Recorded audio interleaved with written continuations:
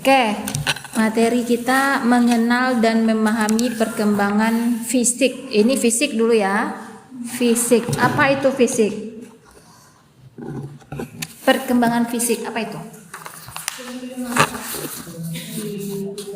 Sesuatu yang nampak. Ini nampak. Fisik, ini fisik juga. Tapi kalau yang peserta didik, sesuatu yang nampaknya apa? Ya, pada tubuhnya ya. Kalau sesuatu yang nampak oke, tapi lebih konkretnya apa? Kalau perkembangan fisik peserta didik itu berarti perkembangan tubuhnya. Nah, di sini kita peserta didik kenapa difokuskan kepada 3 fase? Karena Ananda ini kan calon cikgu, Pak Gu. Nah, calon cikgu dan Pak Gu dipersiapkan adalah menjadi guru SD, guru agama ini khususnya ya, guru agama SD, agama SMP maupun SLTA. Kalau sudah perguruan tinggi bukan guru lagi namanya. Jadi kita membahas 3 fase ini terlebih dahulu. Nah, yang menjadi pertanyaan, kira-kira perkembangan fisik antara anak usia dini, anak SLTP atau kanak-kanak, anak remaja dan anak usia remaja akhir, apakah sama perkembangan fisiknya? Berbeda? Coba, kalau untuk anak usia dini, bagaimana fisiknya? Anak usia dini rentang umurnya kira-kira mulai dari berapa sampai berapa?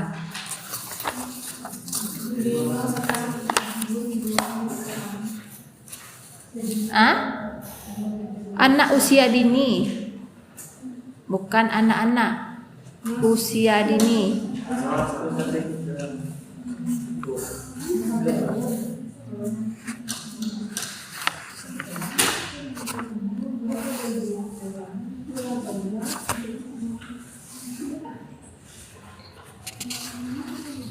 Di sini dibuat oleh pemakalah anak usia dini dimulai dari 0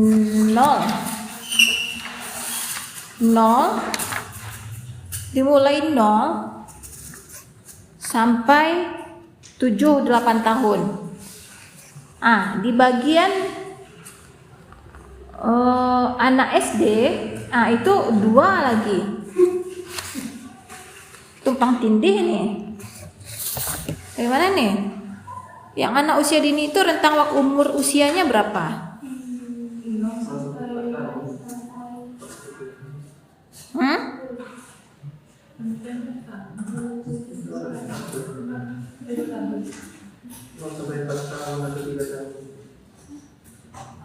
Nol sampai nanti kalau dari 0 itu masuk balita nak? Masuk bayi nak?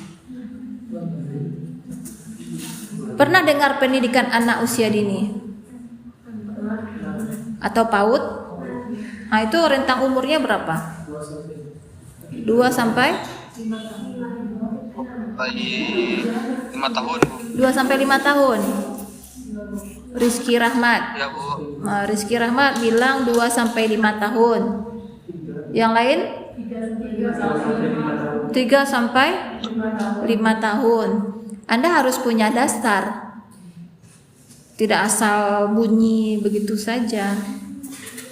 Dasarnya dicari teori referensi yang tepat. Apakah itu menurut Elizabeth B. Harlock? Itu ada di perpustakaan psikologi perkembangan, itu banyak. Nah, ada nih, cari buku. Banyak di perpustakaan itu. Psikologi perkembangan. Jadi ini harus dibuat.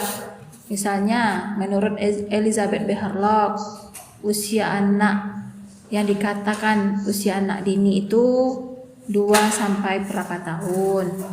Atau menurut Chaplin, atau menurut siapa, banyak itu. Boleh Anda pilih salah satunya. Yang penting ada teori yang menyatakan rentang usia anak dini adalah sekian sampai sekian. Jangan kayak ini. Dibikinnya usia anak dini sampai 8 tahun. Nah, terus anak SD 6 tahun masuk SD juga. Yang ini usia anak dini sampai 8 tahun masuk juga. Kan tumpang tindih jadinya. Ya. Besok saya tanya itu, Anda harus menguasai ini yang rentang usia anak usia dini itu berapa? Rentang usia anak-anak itu berapa? Rentang usia remaja itu berapa? Usia remaja itu ada 3 kelompok juga, remaja awal, remaja madya, dan remaja akhir.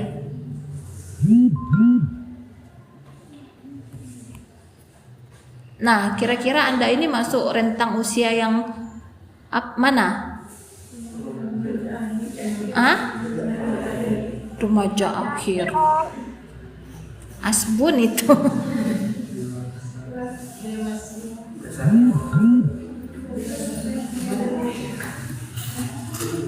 Ada ini sudah masuk dewasa awal ini. Udah 17 tahun umurnya. Ada yang belum?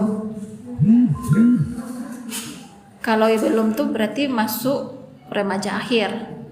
Yang dewasa awal 17 tahun ke atas. Ada dewasa madya dan ada dewasa akhir.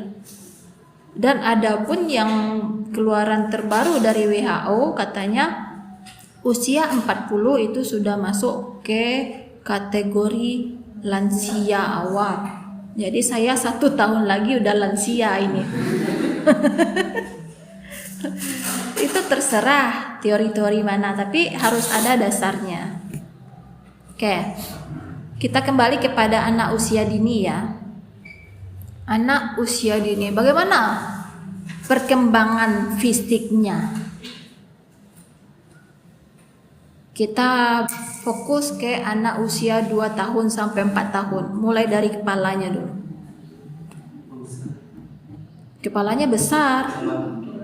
Emang iya, anak yang kisaran usia 2 sampai 4 tahun kepalanya besar daripada tubuhnya. Nanti beranjak baru nanti tubuhnya menyesuaikan, kepalanya tetap seperti itu. Kemudian bagaimana gerak psikomotoriknya? Usia 2 tahun. Berlari bagaimana misalnya?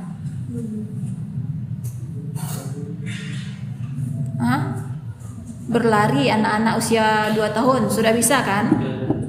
Ya kan? Tapi belum lincah, masih sering terjatuh.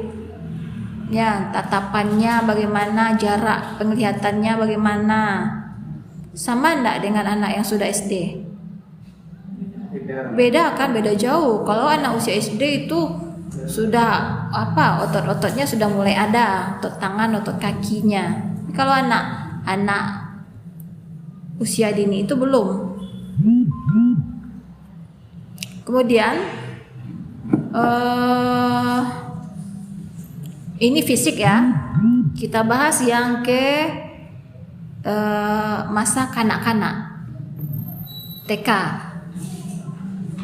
Kanak-kanak itu berapa kisaran umurnya?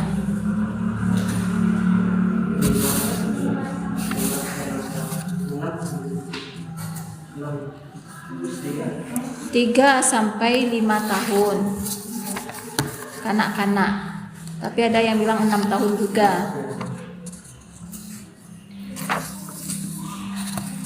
Biasanya masa kanak-kanak ini sangat aktif melakukan berbagai kegiatan, tidak mau dilarang.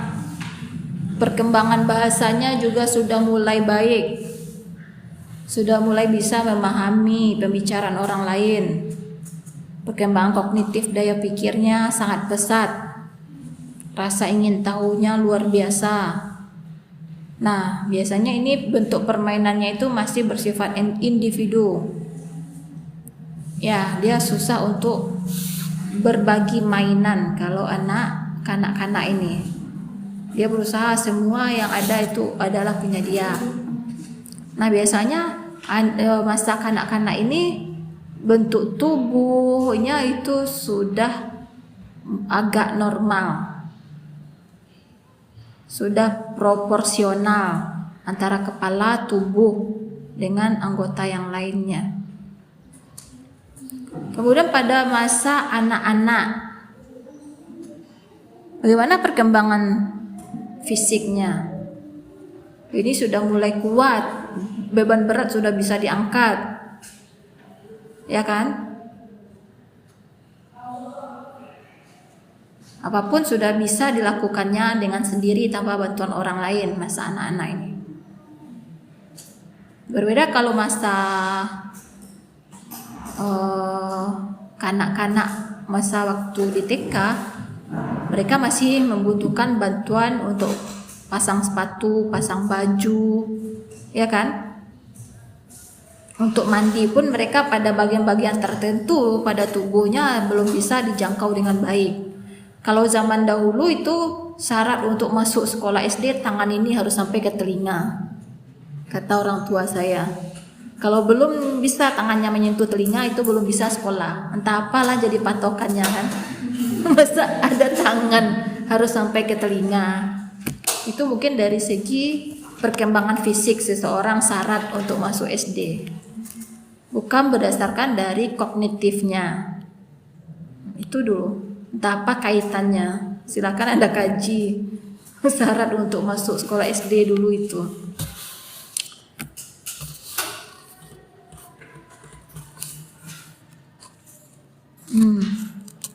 Ini masa kita membahas tentang perkembangan fisik. Nah, di sini sudah dibahas kognitifnya, hubungan sosialnya. Kan enggak fokus di sini. Coba saya sarankan Anda itu ini perkembangan peserta didik. Jadi Anda harus punya buku minimal 1 buah buku Elizabeth B. Harlock. Di sana lengkap perkembangan sepanjang hayat, dari manusia itu lahir, terjadi proses pembuahan sampai manusia meninggal. Itu lengkap. Kuasai itu buku Elizabeth B. Harlock itu. Pinjam di perpustakaan, kemudian difotokopi. Nah, itu kalau sudah ada Anda pasti Anda paham itu. Psikologi perkembangan. Ya, bagaimana karakteristik anak sekolah, anak remaja, dewasa, fisik, psikologisnya, sosialnya, lengkap di sana. Ya, kemudian di sini juga anak masa remaja awal. Remaja awal itu adalah masa pancaroba. Terjadinya proses apa? Globalisasi. Perubahan fisik, pubertas namanya. Dari segi fisik itu sudah banyak yang mulai tumbuh, baik laki-laki maupun perempuan. Masa pubertas itu ditandai dengan perubahan suara, ya kan? Perubahan struktur gigi itu sudah mulai lengkap. Kalau anak-anak pada masa remaja awal sudah lengkap semuanya 32 giginya, ya sudah mulai tumbuh di sana sini, yang laki, yang perempuan, itu ciri-cirinya. Tetapi antara satu orang dengan orang yang lain berbeda perkembangan fisiknya. Hal yang paling dominan itu adalah pengaruh nutrisi, pengaruh makanan. Seorang anak yang mendapatkan nutrisi yang bagus dari keluarganya, maka pertumbuhan dan perkembangan fisiknya akan tumbuh secara normal, bisa jadi secara pesat. Berbeda dengan anak yang nutrisinya secukupnya saja, misalnya nasi lauk pauknya cuma garam atau sambal ala kadarnya, itu pasti berbeda perkembangan fisiknya dengan anak yang mendapatkan nutrisi yang lengkap untuk tubuhnya, ya kan? Nah, ada juga orang yang dari segi fisik tumbuh berkembang pesat, tetapi dari segi psikologisnya itu lambat. Karena tadi faktor makanan. Bisa jadi kan sekarang kan yang apa tuh namanya, ayam bangko, buah-buahan yang serba bangko, yang serba instan gitu ya. Apalagi junk food, makanan-makanan KFC itu kan yang disuntik itu. Nah, untuk proses pertumbuhan fisik seseorang yang sering memakan seperti itu, yang sudah siap saji, yang pengolahannya instan, yang serba ada suntikan-suntikan, dia pasti akan mengalami pertumbuhan dan perkembangan secara pesat. Tapi itu dari segi fisik. Dari segi psikologisnya, proses berpikirnya, kematangannya itu tidak sesuai. Coba lihat anak-anak zaman sekarang udah besar-besar badannya kan, ya kan, tinggi-tinggi, besar-besar, tapi perangainya masih kekanak-kanakan. Nah, kan tidak seimbang antara perkembangan fisik dengan psikologisnya, fisik dengan psikisnya. Tapi ada juga orang yang masih kanak-kanak tetapi dia dari segi fisik memang seperti anak-anak, tetapi psikisnya, kejiwaannya itu sudah kayak orang dewasa, pemikirannya sudah maju. Nah, itu kenapa? Ya pengaruh gadget, ya kan, apa yang dia tonton, apa yang dia lihat gitu kan. Semestinya itu belum pantas dia lihat, tetapi sudah dia lihat. Nah, jadi dia tuh masak di karbit, tidak matang sesuai dengan tahapannya. Ibarat buah ini terlalu dini diambil, dimasukkan ke dalam karbit, akhirnya masak terpaksa. Begitu pertumbuhan anak-anak saat sekarang, ya kan, dengan dihadapkan berbagai macam gadget, tayangan, tontonan yang belum sesuai dengan umurnya, itu sudah dia lihat. Nah, interaksinya itu akan berdampak. Tubuhnya udah besar tapi pikirannya kekanak-kanakan, atau dia sudah dewasa tetapi masih kekanak-kanakan perangainya. Dari segi usia sudah dewasa semestinya. Nah, jadi antara satu orang dengan orang yang lain berbeda perkembangan fisiknya, tergantung dari nutrisi, makanan, pola hidupnya. Kita di sini lihatlah, ada yang sehat, ya kan? Ada yang memang sesuai dengan apanya, usianya gitu. Ya, tapi yang jelas perkembangan fisik ini tentunya akan mempengaruhi kepada perkembangan psikis dan perkembangan sosialnya. Kan ada pepatah, di dalam tubuh yang sehat terdapat jiwa yang sehat. Tetapi kalau sekarang di dalam tubuh yang sehat, badannya besar, tapi asik di depan gadget, olahraga tidak ada. Banyak yang obesitas misalnya kan, tidak menjamin seperti itu. Orang kan beranggapan kalau badan sehat itu, badan subur itu sehat. Tapi tidak seperti itu, kan perlu diimbangi dengan olahraga, dengan kegiatan rutinitas positif lainnya. Gitu. Nah, pada masa pubertas ini sudah terjadi menstruasi bagi perempuan, laki-laki sudah ada yang tumbuh-tumbuh gitu kan. Nah, ini yang perlu dipahami. Kadang-kadang pada fase pancaroba, pada fase pubertas itu jika tidak didampingi dengan orang tua, ada yang tadi menanyakan apakah perlu pendidikan seks? Ya, sangat perlu. Malahan pada masa kanak-kanak itu perlu sex education sedini mungkin. Ya, karena si anak, kita melihat pada zaman sekarang kan sudah keterlaluan. Ada yang bapak memakan anaknya, ya kan, yang mencabuli, yang memperkosa gitu kan. Jadi sedini mungkin perlu dijelaskan mana bagian-bagian yang boleh disentuh, siapa saja yang boleh menyentuh. Anak saya dari TK itu sudah saya kenalkan ini aurat. Ketika dia pakai celana dalam aja laki-laki, dia kalau nampak aja sama tetangga dia langsung lari. Saya kenalkan meskipun laki-laki ini tidak boleh dipegang oleh sembarang orang. Ya, kecuali bunda maupun dokter. Kita tidak tahu laki-laki seperti apa. Jadi kecuali yang dua tadi, kalau ke dokter memang dalam keadaan sakit, disuntik atau apa gitu kan, untuk medis misalnya. Ya, dia laki-laki misalnya, kalau ayahnya pun jangan, tidak boleh juga. Itu untuk antisipasi gitu kan. Apalagi orang lain. Orang lain apalagi. Dia tidak boleh pergi dengan orang-orang yang tidak dikenal, apalagi diajak ke kamar, apalagi untuk melakukan apalah gitu kan.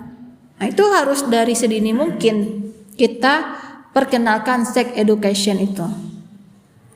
Nanti sesuai dengan tahapannya. Sebelum dia remaja, anak saya ada kelas 3 sekarang. Besok kelas 5 akan saya kenalkan, dia akan mengalami menstruasi, akan mengalami perubahan-perubahan pada fisiknya. Harus dijelaskan itu sebelum dia mengalami itu. Kalau seandainya dia sudah pubertas, sudah menstruasi baru diajarkan, itu telat jadinya. Ya kan? Bagaimana perawatan diri seorang laki-laki dengan perempuan. Itu harus ditanamkan sedini mungkin. Apalagi nanti setelah dewasa. Saya dulu ingat teman saya itu waktu sanawiyah, dia menstruasi perempuan kan. Jadi karena tidak didampingi sama ibunya, semestinya kan ini kejadian perubahan yang terjadi pada perempuan, tentunya harus perempuan juga yang memberitahu. Ini sampai akhirnya dia tidak mau sekolah. Kenapa? Orang tuanya tidak mau tahu. Padahal kan itu hal yang lumrah.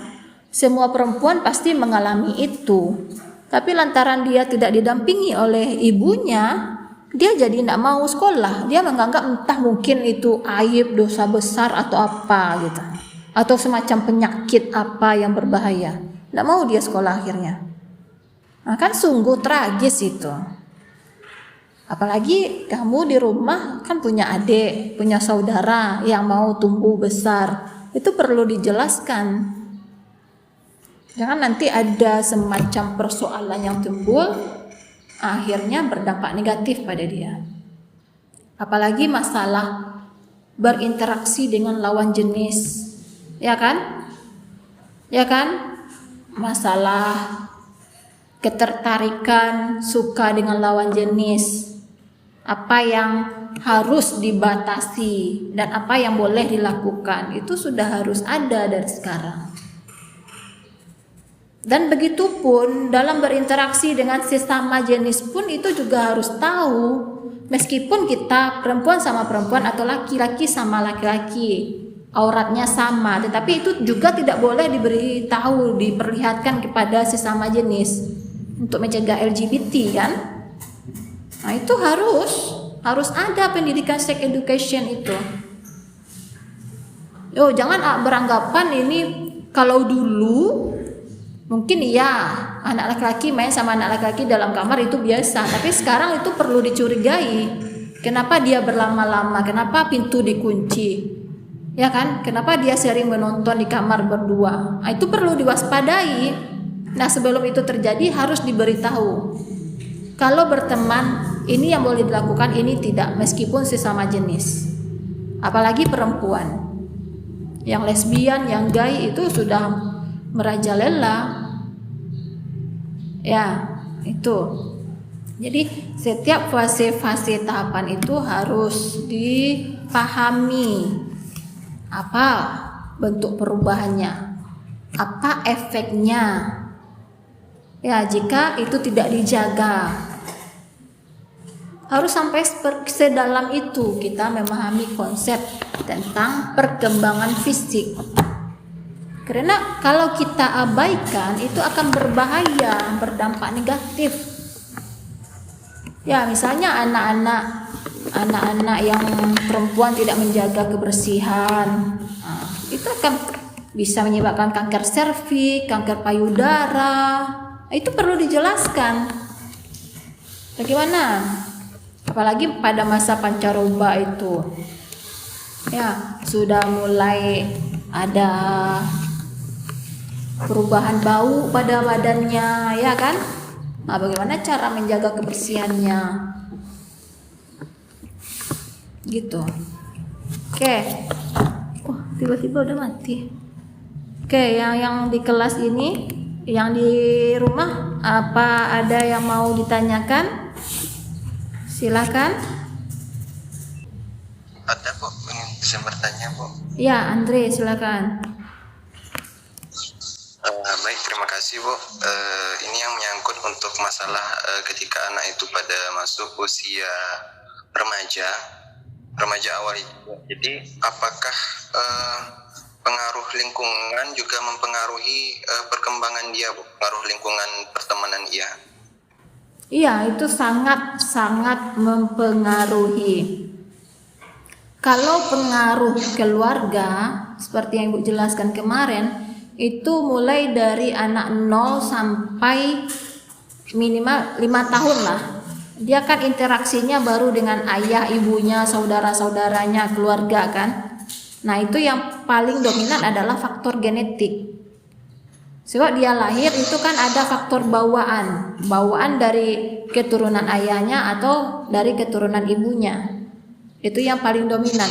Nah, di saat anak sudah mulai masuk usia sekolah, itu yang paling mempengaruhi adalah faktor lingkungan. Lingkungan itu seperti apa? Ya, teman-temannya, baik di sekolah, di MDA, di masyarakat, itu mempengaruhi. Jadi saat dia itu sudah berinteraksi dengan lingkungan, dia tidak akan sepenuhnya mengikuti kemauan atau keinginan dari orang tua, karena dia sudah mendapatkan pengalaman, ya kan? Pengalaman dari apa yang dia lihat, dari apa yang dia dengar, dari apa yang dia rasakan.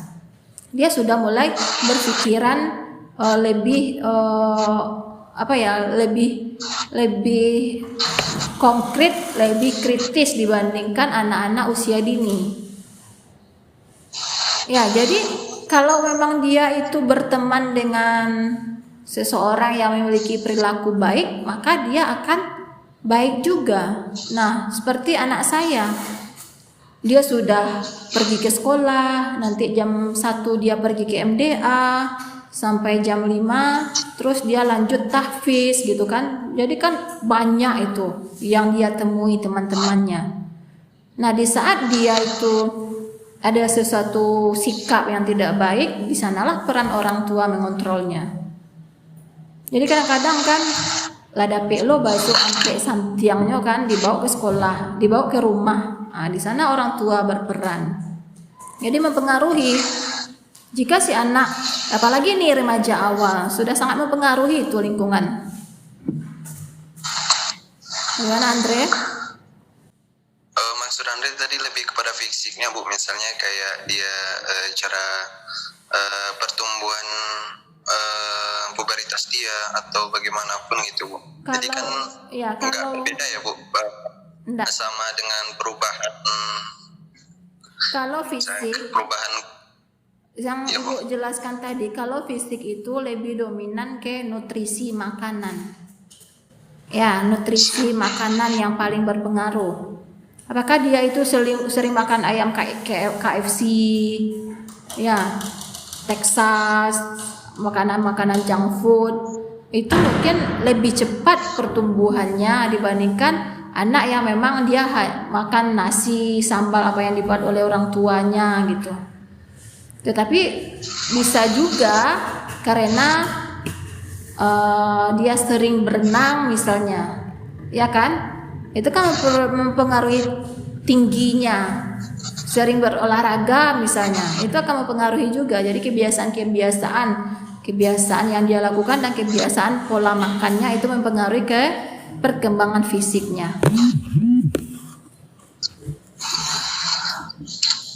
Andre? Iya Bu, terima kasih Bu, sudah cukup Bu. Oke, makasih Andre. Yang lainnya bagaimana? Jadi ini fisik ya, fisik yang lebih utama berperan adalah nutrisi makanan.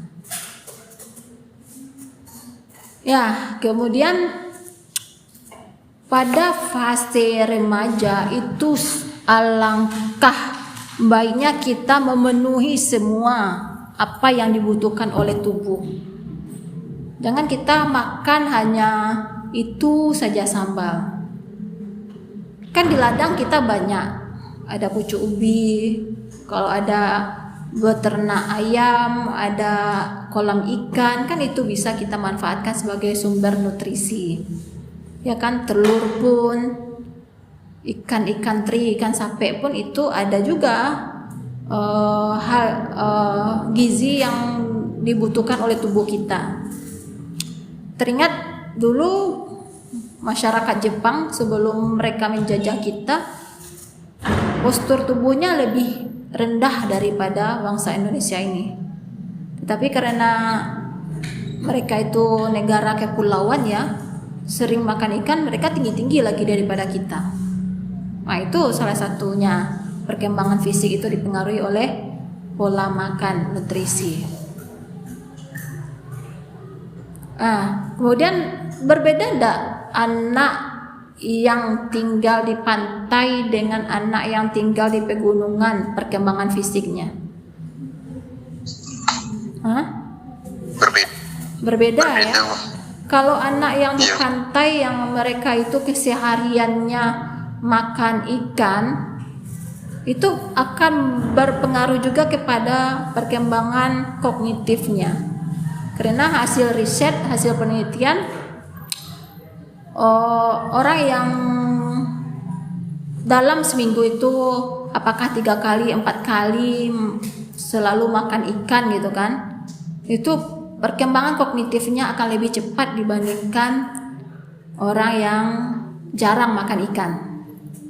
Itu hasil penelitian. Ya. Tapi kan sekarang ada juga yang pola makannya apa itu namanya? Yang sayur-sayuran itu vegetarian gitu kan. Jadi dia enggak makan makanan daging, makanan apa. Sebenarnya itu ada baiknya, ada juga buruknya. Ya, kita ikan dibutuhkan untuk otak kita, dibutuhkan untuk tubuh yang lain. Kalau hanya sayur-sayuran saja itu berarti ada yang kurang. Ya kan? Jadi memang ya diimbangi. Kalau dulu kan 4 sehat 5 sempurna. Gitu kan? Tetapi kalau kita memakan daging aja kan tidak bagus juga. Kita juga butuh vitamin dari sayur-sayuran dan buah. Itu. Kita ini makhluk omnivora. Apa itu omnivora? Pemakan segala. Kita sudah pemakan segala. Masa kita fokus ke sayuran saja atau ke daging saja, kan tidak baik. Kan itu hikmahnya kenapa kita pemakan segala. Berarti kita bisa makan apapun yang sesuai dibutuhkan oleh tubuh kita. Kecuali kambing nggak bisa makan daging kan? Ya, dia herbivora, makan tumbuh-tumbuhan. Itu hikmahnya pasti ada. Oke. Minggu depan kita adalah pertemuan terakhir sebelum UTS.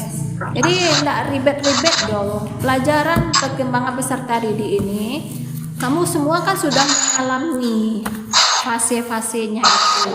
Tinggal mendalami saja. Baca buku Elizabeth Beharlock, Psikologi Perkembangan. Di perpustakaan banyak, tak mesti Elizabeth Beharlock. Psikologi perkembangan banyak jenisnya. Baca aja itu. Jadi harus jelas fase-fase perkembangan. Nanti ketika saya tanya rentang umur anak usia dini berapa, itu menurut siapa? Itu harus jelas itu. Ya, yang di rumah ada yang mau ditanyakan lagi? Yang di rumah ada yang mau ditanyakan? Udah ya, udah paham semuanya ya?